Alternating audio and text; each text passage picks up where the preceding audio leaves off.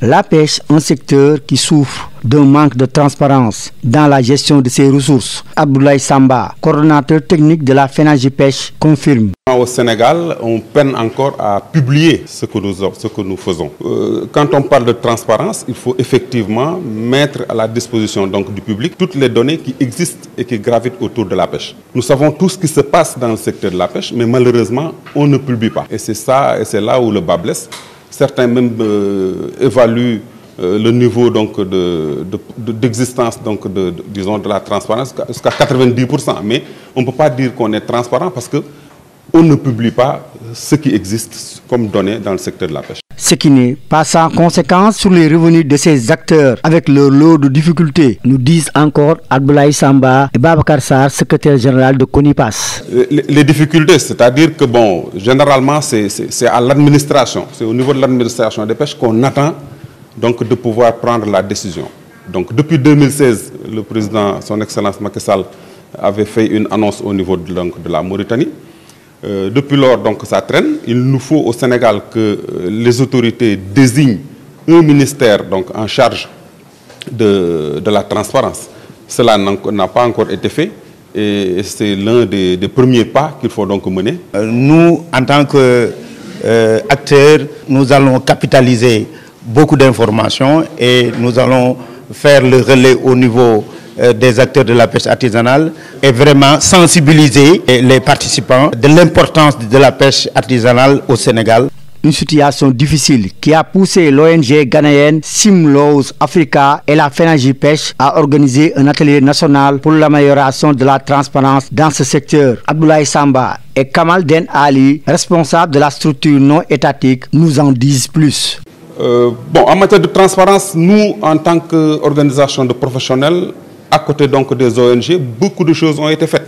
Et d'ailleurs, le groupe du travail en matière de transparence, c'est nous qui le faisons. Les populations ont été sensibilisées. Nous œuvrons donc en ce sens pour que, en tout cas, les acteurs puissent être capacités, les acteurs donc puissent être formés, informés, sensibilisés sur ce que c'est que la transparence. Mais faudrait-il pas aussi se limiter à dire, oui, c'est l'État qui n'est pas transparent. Même nous, acteurs de la pêche, nous devons être transparents parce que les données proviennent de nous. Nous devons donc publier ce que donc nous faisons comme résultat. This project is funded. Le projet est financé par Bloomberg Philanthropies et Vibrant Oceans Initiative. Donc, ces deux initiatives. Donc, Bloomberg Philanthropies vise à renforcer la gouvernance et la réduction de comptes, ainsi que la transparence dans le secteur de la pêche, entre autres secteurs. La transparence fait partie de la gouvernance. Donc, un des objectifs clés de ce projet, c'est d'assurer le renforcement de la gouvernance. Et dans cette gouvernance, vous avez la transparence, ainsi que les pouvoirs publics doivent assurer le partage, l'échange d'informations en direction des populations. Assurer ce partage de l'information pour que la gouvernance des pêches puisse être renforcée. Cette prochaine phase sera également financée par Bloomberg Philanthropies et pendant quelques autres années pour pouvoir mieux renforcer cette gouvernance-là. Cette rencontre a servi de tribune aux animateurs de l'atelier à tirer la sonnette d'alarme sur la nécessité de la bonne gestion des ressources halieutiques. L'amélioration de la transparence passe par une appréhension d'abord du rôle de chacune des parties prenantes dans la gouvernance partagée de ces ressources halieutiques. C'est vrai, aujourd'hui, nous souffrons d'une publication de tout ce qui se fait de bien, tout ce qui se fait par rapport à la pêche. Et comme il a j'adhère à son propos, 92% d'accord. Et maintenant, il y est temps qu'on puisse aider le Sénégal à franchir l'étape qui reste par rapport à la désignation du ministère en charge de la FIDI, de la mise en place du secrétariat par rapport à cette FIDI et de l'équipe multipartite. Je pense que les étapes qui nous restent à franchir par rapport à ça. C'est bon aujourd'hui d'avoir initié à travers des acteurs de la pêche artisanale de porter ce plaidoyer aujourd'hui pour qu'on puisse franchir ça. Parce qu'au niveau de l'Afrique de l'Ouest aujourd'hui, beaucoup de pays sont déjà engagés. Au moment où le Sénégal, c'est un peu les pays. Mais ce n'est pas une fin en soi. Je pense que le processus sera poussé par rapport à cela. Au niveau interne, au niveau départemental, ça sera apporté à quelques niveaux. Nous travaillons principalement dans la transparence.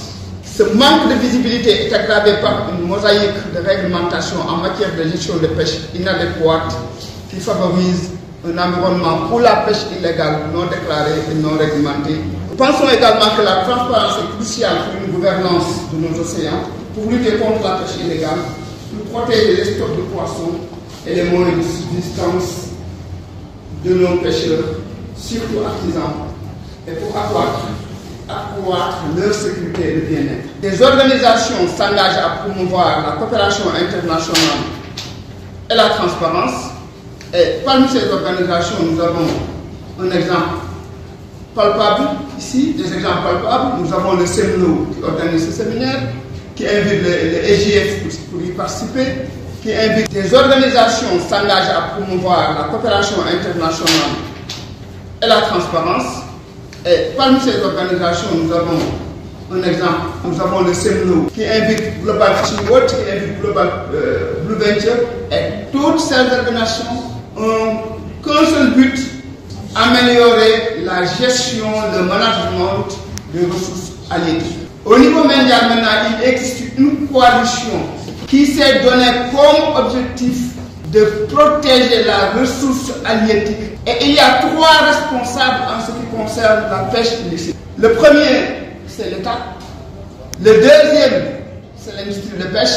Et la troisième composante, c'est les autres, y compris les ONG, les journalistes, etc.